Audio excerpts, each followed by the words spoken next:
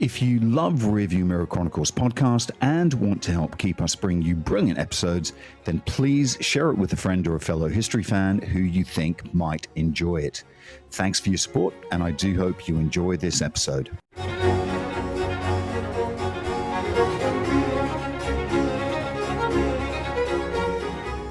Hello, I'm Keith Hockton. Welcome to Rearview Mirror Chronicles.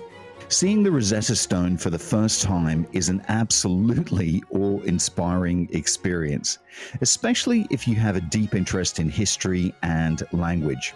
As you approach the stone, there's a palatable sense of excitement and anticipation, knowing that this artifact actually unlocked the secrets of ancient Egypt.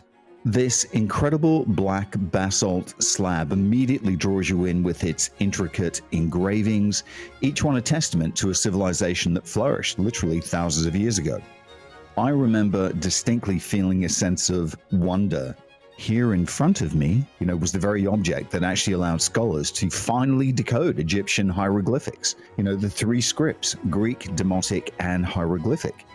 They appear worn, yet they're powerful, as if the stone is kind of silently narrating the story of its pivotal role in understanding the ancient world. I touched it, and I remember it clearly. There was a resonance in the air. There was a reminder almost that this isn't just a relic, but it's an actual key, a key that bridged the gap between two vastly different epochs. It was in many ways as though you were standing at the crossroads of history, almost connected by, like an unbroken thread to the scholars and the explorers from centuries past, the people who had actually found the stone. The sheer significance of the Rosetta Stone actually comes alive before your eyes when you physically see it. And you can't help but feel the weight of its legacy. And of course, it sparks this amazing curiosity about all that remains undiscovered in history. It's like, what else is out there that we haven't found that we don't understand? Is there something that helps us understand the Incas more? Maybe. So just to set the scene for you, in 1797, much of Western Europe is aflame. There's been lightning campaigns going on for just over 2 years by a young French genius by the name of Napoleon Bonaparte. And effectively, he's smashed the enemies of the French Revolution in northern Italy, and he's moving forward in great leaps and bounds. And I think at this stage, he'd also conquered the Austrian Netherlands, which is modern-day Belgium, and he actually threatened the capital city of Vienna itself. And of course, then famously, he forced Pope Pius VI to sign the Treaty of Tolentino, where the Papal States actually ceded him territories like Avignon.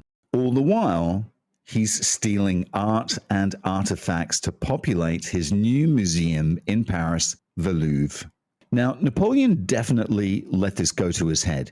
He had a massive ego, and I know there's a conception that he was actually short, but he actually wasn't. He was about 5'8" or 5'9", but he clearly saw himself as the new Alexander. And once the situation in Europe looked a little bit more secure, well, he then thought he would ply his trade on the biggest of stages, the ground where Alexander the Great himself had once trod. The Near East, Egypt, Syria. He would carve out an empire for France just as Alexander or Julius Caesar or Pompey had done before him.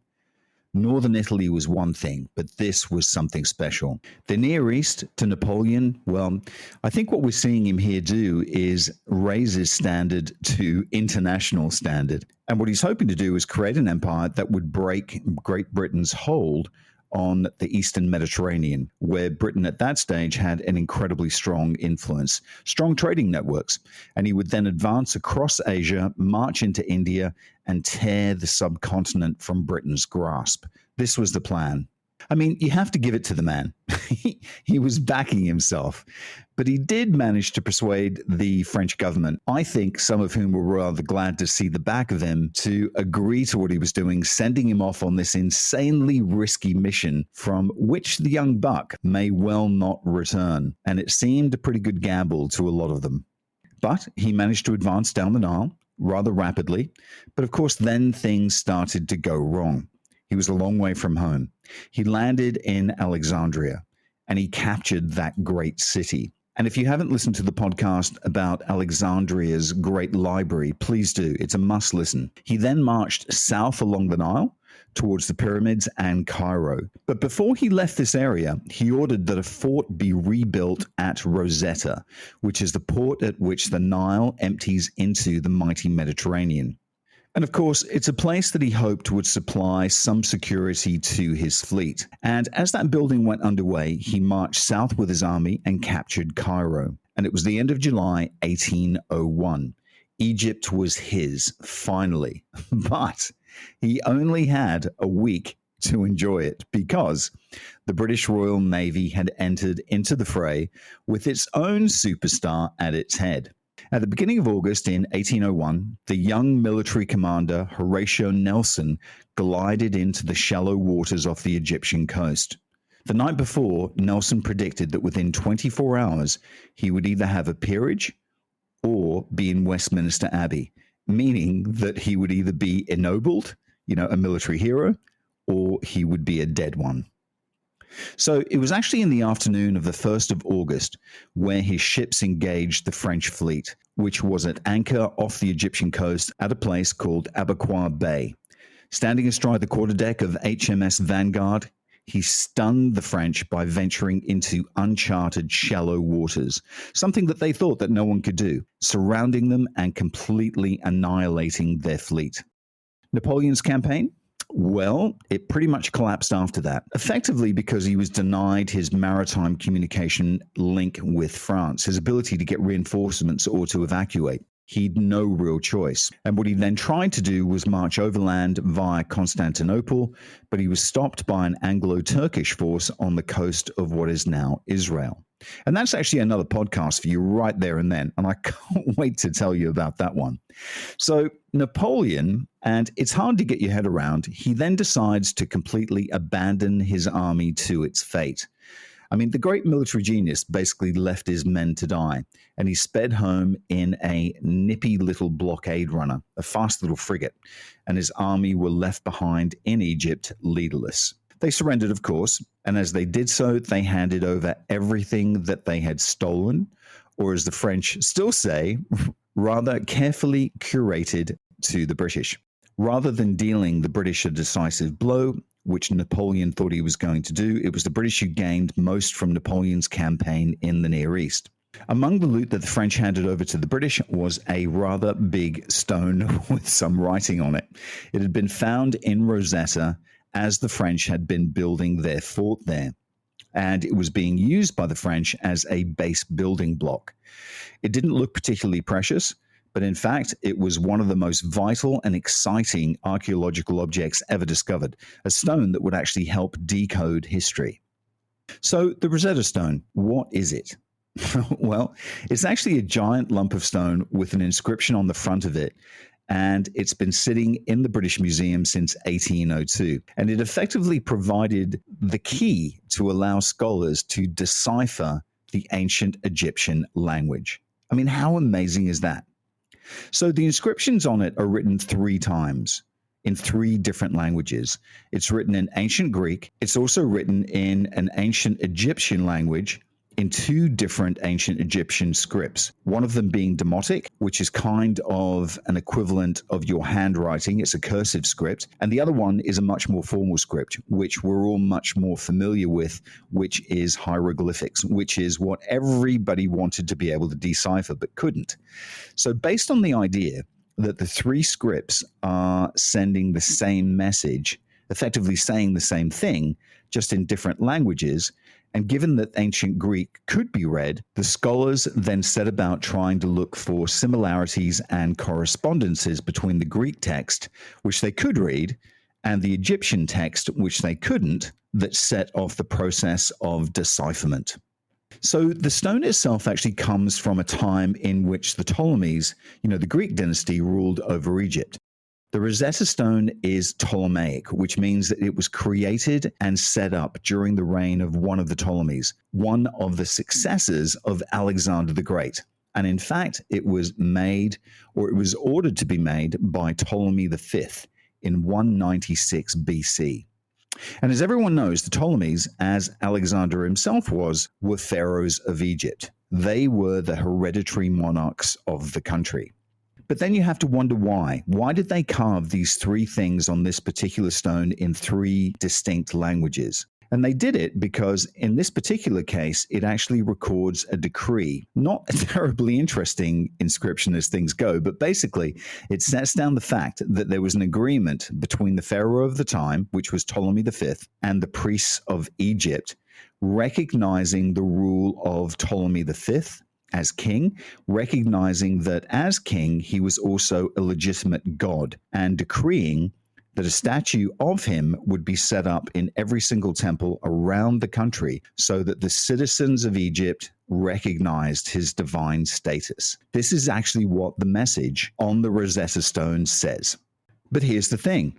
This was, in fact, one of just a series of copies of this text. In the Ptolemaic period, most of the ordinary people in the country would still have spoken Egyptian. And while hieroglyphics were still in use, as was the Demotic cursive script, the major administrative language of the time and the language of the rulers of the time, the Ptolemies, was ancient Greek. So in order that this could be understood by everybody within Egypt, it was kind of mandatory at the time to write important things like this down in three languages. And the Rosetta Stone, it actually tells us a lot about government and society in Ptolemaic Egypt, because it provided the key that allowed us to decipher hieroglyphics. Isn't that amazing? I mean, it's such an exciting find. And of course, there is no way that they could have known that by recording this in three languages and setting it up not just on this stone, but across Egypt. And of course, the chance of this stone even surviving and being found by the French, I mean, what are the odds? So in 1797, the value of this stone was that it was just a chunky piece of stone that could be used to erect a building on top of. So effectively, it was landfill. They had no idea of the importance. But that, of course, had the effect of actually preserving it. So when that building was being rebuilt by Napoleon's armies, they discovered this thing and realized, hang on, there's something propping this building up, but it's also got some stuff written on it. Maybe we should actually dig this out, because just maybe it actually has some value. So before we come to the more recent history, just one last small thing about the message on the stone. It's actually not particularly important. And between you and I, it's one of the reasons why I find hieroglyphics, the ones that are all over the Egyptian tombs, really frustrating, because they don't actually tell you about the biographical details, the pharaoh. They don't tell you about the battles that he was involved with. There's no real day-to-day information, and I find that really frustrating. But it's also one of the reasons why I absolutely love the Greeks and the Romans. The Romans can put up, an outside toilet and carve something on it, and it will tell you, who the consul was, why they'd put that toilet in that particular place, what particular military event had happened, and who'd won. You get this amazing account of what happened kind of there and then. We don't get that with Egyptian hieroglyphics.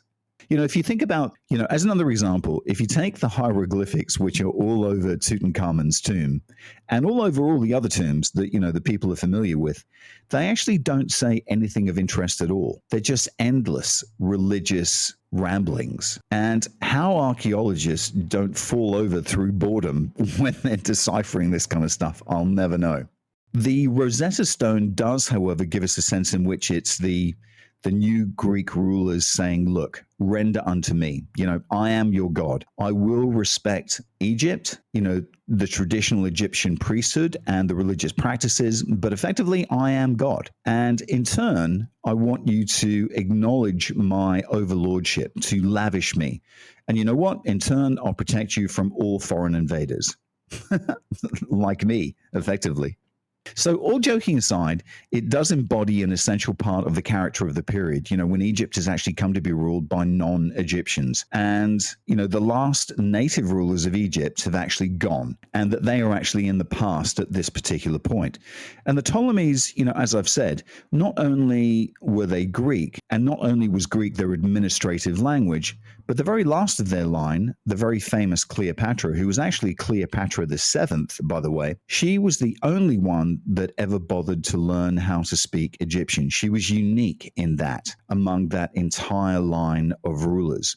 And keep in mind, the Ptolemaic dynasty ruled Egypt for nearly 300 years, from 305 BC to about 30 BC. And it was established by, obviously, Ptolemy I, Sota, who was one of Alexander the Great's generals. And he took over after Alexander's untimely death.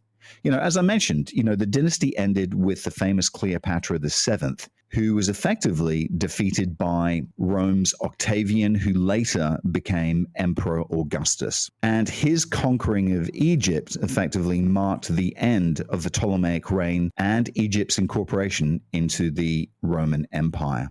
So the Ptolemies were Greek speakers. So not only is Greek important in that respect, but it also does kind of set them up in opposition to the Egyptian people, and particularly the priesthood, who saw themselves as the guardians of the Egyptian way of doing things. So the priests, even during the Ptolemaic reign, remain incredibly powerful. Temples are incredibly powerful to the people. They're very powerful economically, and they controlled huge tracts of lands. So the pharaohs, the Ptolemaic pharaohs, on the one hand, yes, they are in charge, but they can't really run the country without the blessing of the priests. And the decree on what we come to know as the Rosetta Stone is actually an embodiment of that. It's an agreement between the king and the priests. Basically, what he's saying is, I'll give you this, I'll recognize you, and I'll make endowments, and I'll give you a lot of money to rebuild this or that. But you have to recognize me as the rightful ruler and indeed as a demigod. So there's a massive political trade-off here. The priests understand it, the Ptolemies understand it, and this is an essential part of the character, particularly of this period. It's like an interesting piece of history from Ptolemaic Egypt, but it's an absolute blockbuster when it comes to being able to decipher these hieroglyphics. I then wondered before this, before the stone was discovered, what did foreigners actually think hieroglyphics were? Were they just sort of pretty pictures? They knew it was presumably a writing system, but did they have any way whatsoever of getting inside and working it out? And the answer to that is no. Various people across the centuries had actually had a go, but for the most part, one or two scholars had at least got to grips with the question of whether, hieroglyphic script is either purely symbolic, in other words, the little signs, and you'll be familiar with these, there's men with birds, and, we recognize those. But they didn't know what those little birds on men or men holding sticks actually said. They didn't understand what the concept was. So I then wondered if everyone then thought that a sign for a bird that you would see as a hieroglyph, did it actually mean a bird, or did it represent something else? So does a bird sign actually encode, the sounds in the way that our own alphabet encodes sounds? And, some archaeologists, to their credit, had actually started to get to grips with this. But without the Rosetta Stone, they weren't going to get very far. And in fact, they didn't. And of course, on the symbolic side, when it comes to the phonetic side, it's very difficult to imagine what the sounds might be. Or the symbol side, people who wanted to read a particular meaning into these things, they could really go to town.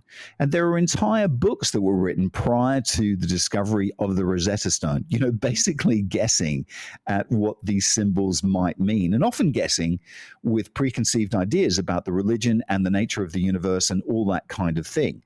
But they really didn't know. Imagine if you'd been working on hieroglyphs for 75 years. Let's say you're an archaeologist and you've been in Egypt and you've been working there for 75 years, and suddenly someone finds the Rosetta Stone. Can you imagine?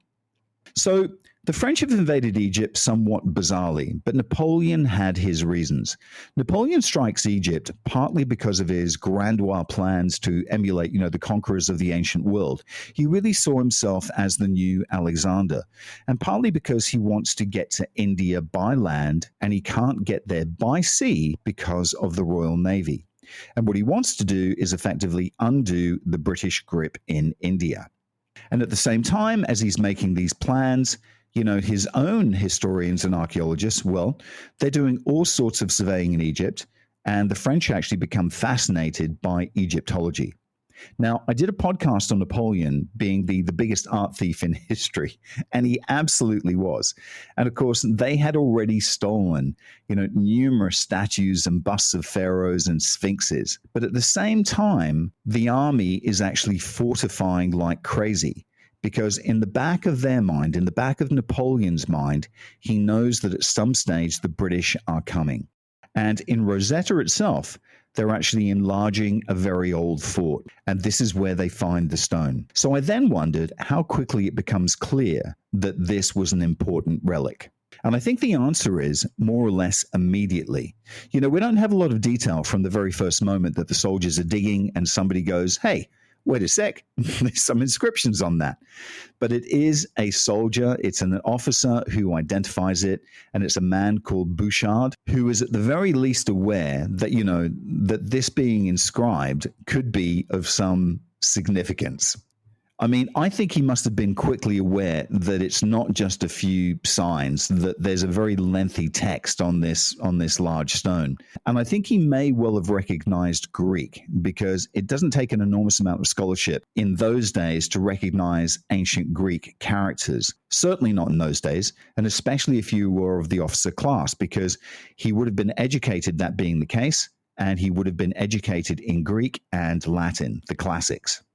And if you think about the fortress, it's actually strategically important because it's just slightly inland from the point at which the Rosetta branch of the Nile meets the Mediterranean. So for the French approaching Egypt from the Mediterranean and looking for strategic points at which to build a fortress, just as their medieval predecessors had done, just as Alexander had done some 2,000 years before, they realized that at this point at which the river meets the ocean is a great strategic point. And apparently, Bouchard recognizes the stone as being important immediately. He actually commented on this in his correspondence. The French have actually brought with them not just soldiers, but scholars, artists, scientists. And as I've said, the French were building a collection of antiquities for the Louvre. So they were looking for stuff exactly like this. And presumably Bouchard thought, well, that's a thing that we should have. And sure enough, the stone quickly makes its way into the collection, a growing collection of antiquities that they want for their museum. And if you think about it, there was nothing weird about them just nicking all this stuff. And as I mentioned, in the Napoleon podcast, when Napoleon invaded a country, there was already a plan, a list of things that he wanted for his museum that he would actually put into his surrender documentation or agreements that he would then enforce as conqueror. The Louvre is actually full of antiquities that were stolen from other countries. Sadly, in those days, if you think it's okay to just go to steal somebody else's country and start firing your rifles and taking over, for your own country's economic and political territorial gain, well, it was okay. You could just do it. And you know what? Of course, we still see it in the Ukraine and Russian conflict now. We see it with Israel and Palestine. It just so happens that in this case, there are interesting stones lying around that you can put into your national collection back home for the glory of your nation, which shows your superiority over everybody else. And you just did it. They weren't the only nation that was doing this kind of thing, at least for the next couple of centuries. There was an awful lot of this going on. And once people realized that there was sort of fantastically interesting treasures, as it were, to be had, more or less literally lying around, then the only barrier was whether or not you could actually shift these things physically. And of course, some of these inscribed blocks of stone are immensely difficult to move. Had they not been, probably an awful lot more would have gone, as awful as that seems. I mean, the immediate thing that comes to mind are the Elgin marbles or the Parthenon marbles. I mean, can you imagine the feat of moving almost an entire Greek temple's plinth? Mind-boggling stuff. Anyway, on that note, let's just take a wee break for a message from our sponsor. Autonomous is your one-stop shop for your Malaysia My Second Home visa, but they are much more than that. When you sign up with Autonomous, you become part of a larger community, a community that cares about you in Malaysia, and that's important when you move to a new home. So for more information, call Autonomous or WhatsApp them on +60 12 493 7270 or visit their website www.penangmyhome.com. And we are back. So the stone is immediately seen as important. The stone then, like so much in the 18th century, becomes a football, kind of fought over between the British and the French, a story that is to be repeated across nearly every continent for the next 300 years. So who ends up with it? Well, first of all, Napoleon's ships are stationed off the Mediterranean coast of Egypt. And once the Brits get wind of the fact that that's where Napoleon's fleet and armies have gone, they pursue them under Admiral Lord Nelson. And of course, then the French ships are destroyed, leaving the armies marooned. And although it takes 3 or 4 years, Egypt is a part of the property of the Ottoman Empire at this point. So not only are the Brits not very pleased because their arch enemies, the French, have kind of struck a blow, but the Ottomans aren't very happy either because Egypt is meant to be theirs. So a coalition of British and Ottoman forces defeat Napoleon's armies, and there's a bit of toing and throwing, but eventually an agreement is signed and sealed as part of the agreement that the British can take possession of the collection of antiquities that the French have been building over the last few years. And of course, there's absolutely no difference from what the British are doing to what the French had actually planned. So for that reason alone, the Rosetta Stone and all these other things pass into the hands of the British. So it's the British that end up bringing these things home. And that is how the Rosetta Stone actually comes to not being in the Louvre in Paris, where it was probably going to end up had Napoleon been more successful, but in the British Museum in London instead. And of course, then it becomes a race to try and work out what the hieroglyphs mean. So how long did it take? Well, on a happier note, when it comes to geopolitics and antagonism between, these two nations, the scholars who were actually involved in this translation, deciphering, were actually quite happy to exchange, at least to begin with, ideas and copies and so forth. So although the stone is in London, copies of the texts of the stone are actually made available to scholars in France and in Germany. And in fact, it's the French scholars who made most of the early running. And eventually, of course, it's actually a French scholar who would get the whole project over the line, as it were. So how long did it actually take? Well, I suppose I should say it's a bit of a myth that there is a great point at which the code is cracked. We use words like decipher and cracking the code and that kind of thing. And we've all done those kind of puzzles where we were younger, where, less is equal numbers. So A is a 1, B is a 2. As long as you know what the cipher is, then you can actually crack the encoded inscriptions. However, Egyptian doesn't quite work like that. And our knowledge of how to read it and understand it, even to this day, is still imperfect. But it does come to a point about 20 years later. It does take as much as 20 years after the stone made its way from Egypt to Europe, when one particular scholar, Jean-François Champollion, a Frenchman, a brilliant, a genius linguist, reaches the point at which he's actually cracked enough, if you like, of the system to be able to say, I think with this knowledge of how it works, I can go to any inscription you like and kind of make sense of it. And his knowledge, look, if truth be told, his knowledge was still imperfect, but he had got the whole thing over the line. And he'd made a series of absolutely brilliant deductions, essentially leaps of imagination and educated guesswork that got him from the point where, as with other scholars, he was really kind of guessing and getting things wrong to the point where he consistently was able to understand the words and get a sense of the real text. His work actually laid the foundation for modern Egyptology, and it's the most single important moment in Egyptology, and suddenly the floodgates are open. And here's the thought. Without reading hieroglyphics, would we actually know who Ramesses is? I then wondered if all these famous Egyptians who appear in Herodotus or the Bible, what do we actually know about the Battle of Megadode, Moses or Hatshepsut? Was it as opaque as, for example, as the Inca civilization might be to us today? And the conclusion, I think, is that it pretty much was. And it's interesting now, if you go down to somewhere like Luxor, you may well have passed by or had a look at the supposed, colossi of Memnon. That name is actually a name that was given to those statues by classical writers in Greek and Roman times, which had actually stuck all the way down to the present day. But get this, it's hopelessly wrong. They're not the right names. I mean, you might as well, because we didn't have this inscription, you might as well have called the statue of any sort of great soldier or politician in London or France without being able to read what it says. You might have just well said that, if someone had asked, well, that's actually Father Christmas or Moses. It was total guesswork.